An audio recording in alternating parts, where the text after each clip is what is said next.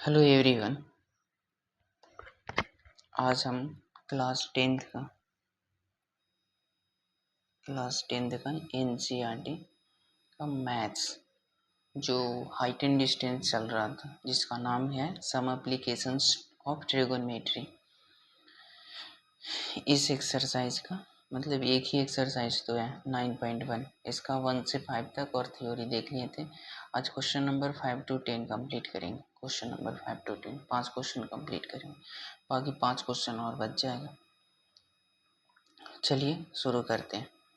Question number 6 है। एक question number हो गया 6। क्या बोल रहा है इसमें? बोला कि a 1.5 metre tall building boy is standing at some distance from a 30 metre tall building. मतलब कि एक 30 मीटर टॉल बिल्डिंग है, ए 30 मीटर टॉल बिल्डिंग है। तो a small boy is standing at some distance, एक लड़का जो कुछ दूरी पे खड़ा है। ये लड़का कितना लंबा है? 1.5 मीटर, इतना लंबा। और ये बिल्डिंग के 30 मीटर बिल्डिंग के कुछ दूरी पे खड़ा है। The angle of elevation from his eye to the top of the building increases from 30 degree to 60 degree as he walk towards the building। मतलब कि इस लड़के का आँख से जब इसके बिल्डिंग के टॉप को देखा तो यहाँ पे इसका एंगल कितना बन गया? 60 डिग्री बन रहा है। 60 डिग्री बन रहा है, सॉरी 30 डिग्री बन रहा है। लेकिन वही टूवर्ड्स द बिल्डिंग गया, मतलब कुछ और आगे बढ़ा बिल्डिंग के तरफ, तब फिर इसी बिल्डिंग के टॉप को देखता है तो एंगल फिर कितना बन रहा है? 60 डिग्री का बन रहा है। तो क्या पूछा? Find the distance he walk towards the building, और डिस्टेंस निकाले जो बिल्डिंग के तरफ गया, ए वाला, ये निकालना है हमें। क्या करेंगे इसको? सबसे पहले नाम दे देते हैं। ए हो गया, यहाँ पे बी हो गया, ए सी हो गया, डी हो गया, ई और ए एफ। यहाँ पे हमें क्या निकालना है? बी डी निकालना है। तो इसको निकालने के लिए क्या करें? सबसे पहले तो ये बिल्डिंग का हाइट जो मतलब इस वाई को के हाइट्स को छोड़ करके मतलब इतना से माइनस कर देते हैं। तो यहाँ से ए वाला ए सी जो आ जाएगा, यहाँ पे ए एफ जो है वो 30 डिग्री है, सॉरी 30 मीटर है। और यहाँ पे सी एफ जो होगा बी ई के बराबर, बी ई के बराबर कौन हो जाएगा? सी एफ हो जाएगा 1.5 मीटर। तो यहाँ से ए सी क्या हो जाएगा? ए सी हो जाएगा 30 मीटर माइनस 1.5 मीटर, तो 28.5 मीटर, इतना हो गया। अब क्या करें? तो ये हाइट हो गया। अब यहाँ से निकालते हैं, एक बार 60 डिग्री लेंगे और एक बार 30 डिग्री लेंगे। इन ट्रायंगल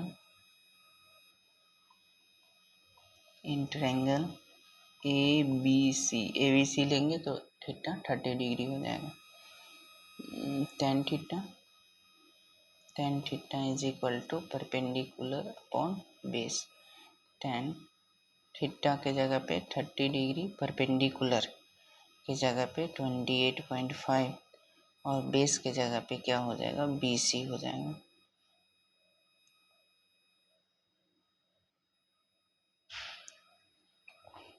अब tan 30 का वैल्यू कितना होता है? तो 1/√3। यहाँ से 28.5 और इधर हो गया BC। BC का वैल्यू क्या आ जाएगा? तो क्रॉस मल्टीप्लाई करेंगे तो 28.5√3, इतना मीटर आ गया BC का वैल्यू। अब BC ये तो पूरा आ गया, यहाँ से लेकर यहाँ तक BC। हमें BD चाहिए तो DC निकाल लेते हैं और माइनस कर देंगे फिर। नाउ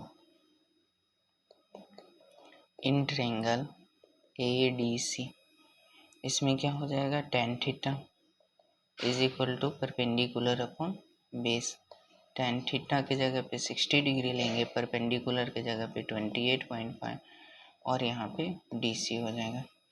टेन 60 डिग्री क्या होता है, √3 होता है, 28.5 और यहाँ से DC करने का मतलब DC का वैल्यू जो आ गया वो कितना आ गया, 28.5 बाई √3 मीटर, इतना आ गया। अब यहाँ से क्या कर दे इसको, तो माइनस कर देते हैं। हमें क्या लाना है, BD लाना है, तो BD लाने के लिए क्या कर देंगे, BC माइनस DC, तो BC 28.5 √3 माइनस DC हो गया 28.5, नीचे में √3, यहाँ से इसके नीचे 1 लिखते हैं, क्या हो जाएगा, √3 हो गया, LCM 28.5 इंटू 3 हो जाएगा ना, 5 इंटू 3 होगा, माइनस 28.5 हो गया इतना। अब यहाँ से क्या कर दें, तो यहाँ से कर देते हैं 28.5 को कॉमन कर देते हैं, यहाँ 3 माइनस 1 मतलब 2 बच जाएगा, यहाँ √3, तो 28.5 इंटू 2, नीचे में √3, ये कितना आ जाएगा, 57, नीचे में √3, 57 को हम 19√3 इंटू √3 लिख सकते हैं, और यहाँ √3 है, √3 से √3 कैंसिल, क्या बच गया, 19√3 मीटर। यही इसका क्या हो गया, आंसर हो गया। ठीक है,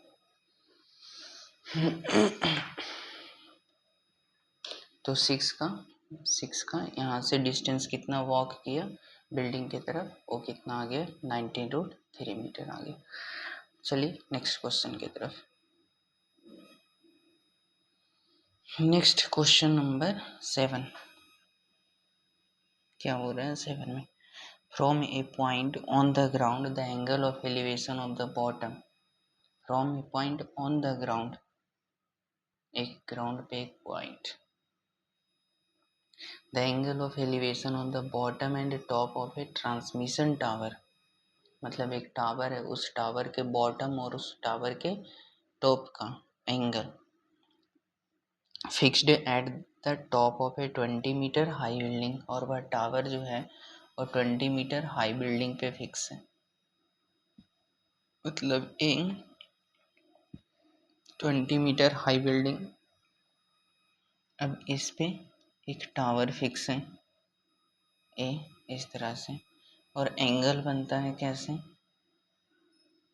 एक 45 और एक कितना 60 डिग्री बन रहा है, ये 45 हो गया और ये कितना हो गया 60 डिग्री हो गया। इस तरह से यहाँ पे क्या बन रहा है, एंगल बन रहा है।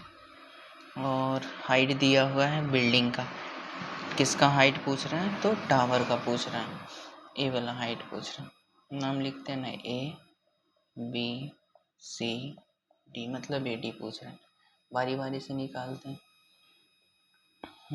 क्या निकाले, 1045 पहले निकालेंगे, तो इन ट्रायंगल DVC, तो tan theta is equal to perpendicular upon base हो जाएगा, tan थीटा के जगह पे कितने हैं 45, परपेंडिकुलर के जगह पे 20 मीटर है, नीचे में क्या हो जाएगा BC हो जाएगा, 45 का वैल्यू हुआ है, ये 20 मीटर, यहाँ क्या हो गया BC, तो BC इज इक्वल टू कितना हो गया 20 मीटर हो गया, तो नीचे भी कितना आ गया 20 मीटर आ गया। ठीक है, अब आगे बढ़ते हैं, कौन सा ट्रायंगल लेते हैं, इन ट्रायंगल ABC, यहाँ पे एंगल 60 डिग्री लेंगे, tan theta is equal to perpendicular upon base, tan theta के जगह पे 60 डिग्री, परपेंडिकुलर क्या हो जाएगा AC, बेस क्या हो जाएगा BC, tan थीटा √3 होता है, AC का वैल्यू हो गया H प्लस 20 मीटर, BC का वैल्यू हो गया 20 मीटर, क्रॉस मल्टीप्लाई कर देंगे तो 20√3 हो जाएगा, इधर H प्लस 20 मीटर, 20 मीटर इधर आ जाएगा, तो 20√3 माइनस 20 मीटर, ये हो गया यहाँ से H, 20 कर देंगे कॉमन, बच जाएगा √3 माइनस 1, तो यही हो गया इस टावर का height, height of the tower, height of the tower. 20√3 - 1 metre. Okay, तो इस तरह से हो गया इसका आंसर। अब आगे बढ़ते हैं क्वेश्चन नंबर 8 में क्या बोल रहा है। क्वेश्चन नंबर 8, ये स्टैचू 1.6 मीटर टॉल, एक स्टैचू मूर्ति है जो 1.6 मीटर टॉल है, standing on the top of A pedestal, मतलब नीचे बेस देता है ना, बेस इस तरह से, और इस पे क्या बना हुआ है, एक मूर्ति बना हुआ है ऐसे करके ए। तो क्या बोला कि ये 1.6 मीटर, ये स्टैचू जो है 1.6 मीटर है, standing on the top of A pedestal from a point on the ground, मतलब कि ग्राउंड के कोई एक पॉइंट से। The angle of elevation on the top of A statue is 60 degree, मतलब टॉप को देख रहा है तो कितना बन रहा है, 60 डिग्री बन रहा है। And from the same point the angle of elevation on the top of the pedestal, pedestal के टॉप को देखेगा यही पॉइंट से, तो एंगल कितना का बन रहा है, 45 का बन रहा है। पूछा क्या, हाइट ऑफ द पेडेस्टल पूछ रहा है। ओके, तो निकालते हैं। इधर डिस्टेंस तो दिया हुआ नहीं है, नाम लिखते हैं ना, ए हो गया, बी हो गया, सी हो गया, डी हो गया। तो ट्रायंगल लेंगे सबसे पहले, कौन सा, in triangle D B C, D B C ले ले, हाँ ले लेते हैं। तो डी बी सी जब लेंगे तो क्या हो जाएगा, tan theta is equal to perpendicular upon में base, tan tan tan tan theta के जगह पे कितना 45 डिग्री हो गया, परपेंडिकुलर एच, और बेस कितना है BC, यहाँ से BC tan 45 का वैल्यू 1 होता है, यहाँ से h/BC, मतलब BC बराबर कितना हो गया, h हो गया।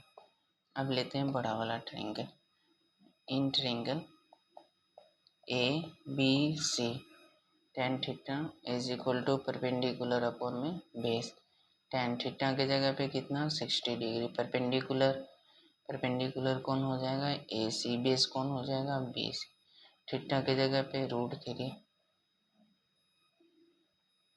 AC की जगह पे 1.6 प्लस h हो जाएगा, और ये हो गया BC।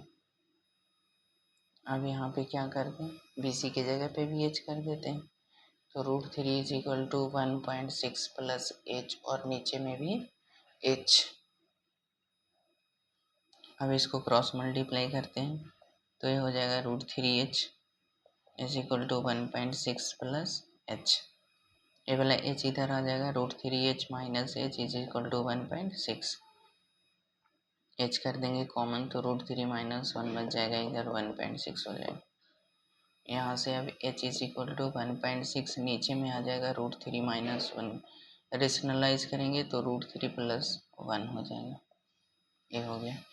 और क्या कर दें, h इज इक्वल टू 1.6, ऊपर वाला तो वैसे ही √3 प्लस 1 रहेगा, नीचे में A square minus B square हो जाएगा, A square minus B square, तो h is equal to 1.6 √3 minus plus 1, और नीचे में 3 माइनस 1, तो यहाँ से h is equal to 1.6 √3 plus 1, नीचे में कितना 2, यहाँ से कर देंगे तो 0.8 हो जाएगा, तो h is equal to 0.8 √3 plus 1, ये हो गया इसका हाइट, पेडेस्टल का हाइट हो गया। ठीक है, तो इस तरह से क्वेश्चन नंबर 8 भी हम लोग देख लें। अब आगे बढ़ते हैं क्वेश्चन नंबर 9।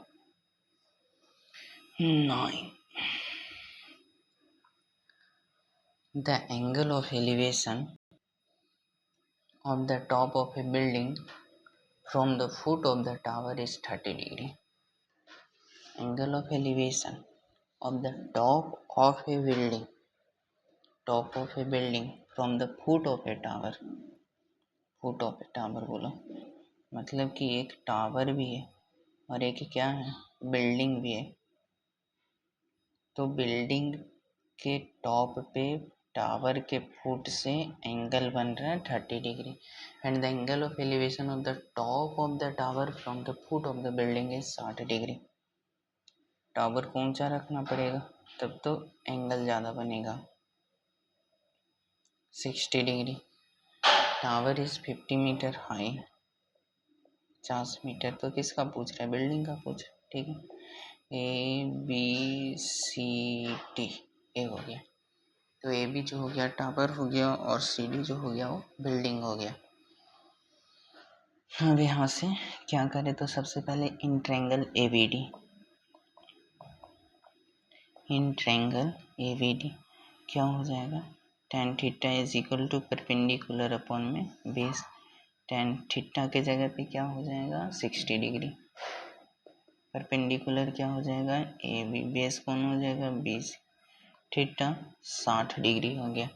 ए बी का वैल्यू 50 मीटर है और बी सी बी डी है, B D B D B D. तो यहाँ से बी डी को इधर कर देंगे तो क्या हो जाएगा? 50/√3 मीटर। ये हो गया क्या? बी डी हो गया, डिस्टेंस हो गया टावर और बिल्डिंग के बीच का। हमें निकालना है हाइट। तो अब जाते हैं in triangle B C D में। तो tan theta is equal to perpendicular upon में बेस। tan थीटा के जगह पे अब कितना हो जाएगा? 30 डिग्री हो जाएगा। परपेंडिकुलर क्या हो जाएगा? सी डी हो जाएगा। बेस कौन हो जाएगा? बी डी हो जाएगा। और tan 30 का वैल्यू कितना होता है? 1/√3 होता है। सी डी के जगह पे एच लिख देते हैं और बी डी के जगह पे बी डी का वैल्यू आया हुआ है 50/√3। इतना क्रॉस मल्टीप्लाई करते हैं तो क्या हो जाएगा? 50/√3 और यहाँ पे भी √3, इधर क्या हो जाएगा? h हो जाएगा। अब ये √3 मल्टीप्लाई हो जाएगा 50 कितना हो जाएगा? 3। ये किसका? h, मतलब h का वैल्यू 50/3 मीटर इतना होगा। मतलब height of the building is 50/3